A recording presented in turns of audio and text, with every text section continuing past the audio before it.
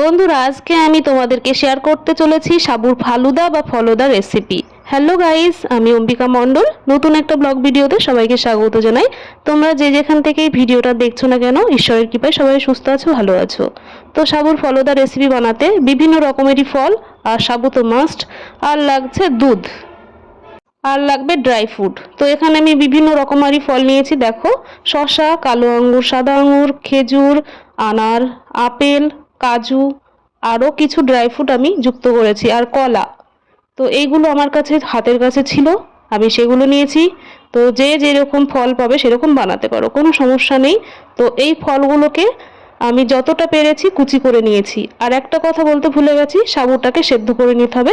তো আমি মোটা দানার সাবু নিয়েছি, সেটাকে একটু বেশি সেদ্ধ করে ফেলেছি।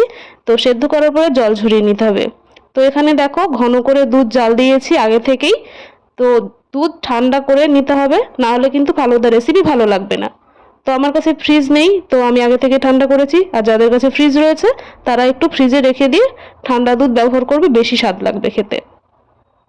অবশ্যই একটু ঘন দুধ দিতে হবে। তো যাকগে, এই যে এখানে একটা গামলাতে আমি অনেকটা পরিমাণে দুধ জাল দিয়ে অল্প করে নিয়েছি, মানে ঘন করে নিয়েছি। আর সেদ্ধ করা সাবুটা এখন দিয়ে দিচ্ছি দুধের ভেতরে।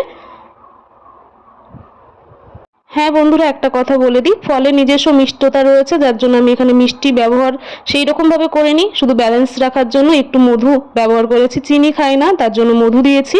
তো এখন কেটে রাখা ফলগুলো সব দিয়ে দিয়েছি। দেখো, যত কুচি করে কাটবো তত ফালুদাটা টেস্টি হবে। তো সব ফলগুলো সাবু একসাথে মিক্সড করতে হবে। এবার আমি চামচের সাহায্যে মিক্সড করেছি। মিক্সড করার পরে আমি একটু টেস্ট করে দেখেছি, তো সেই রকমভাবে মিষ্টি লাগবে না, শুধু ব্যালেন্সের জন্য আমি লাস্টের দিকে দিয়ে দিয়েছিলাম একটু মধু।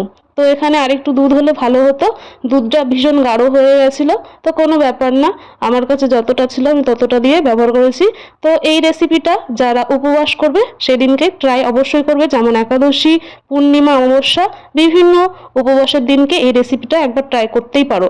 হেভি টেস্টি রেসিপি এবং হেলদি রেসিপি। তো আমি টেস্ট করে দেখেছি, ভীষণ টেস্টি। তো তোমরা একবার টেস্ট করো।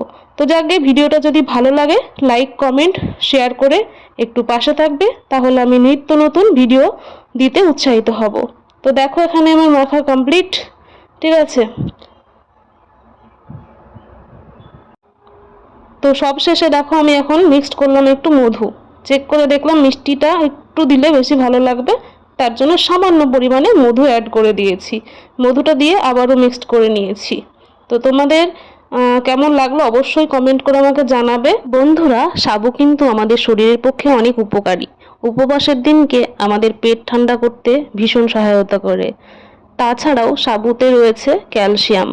আর এই যে ফলগুলো একসাথে মিশ্রিত করে খাওয়ার জন্য উপবাসের দিনটা আমাদেরকে ভীষণ পরিমাণে এনার্জি দিতে থাকে।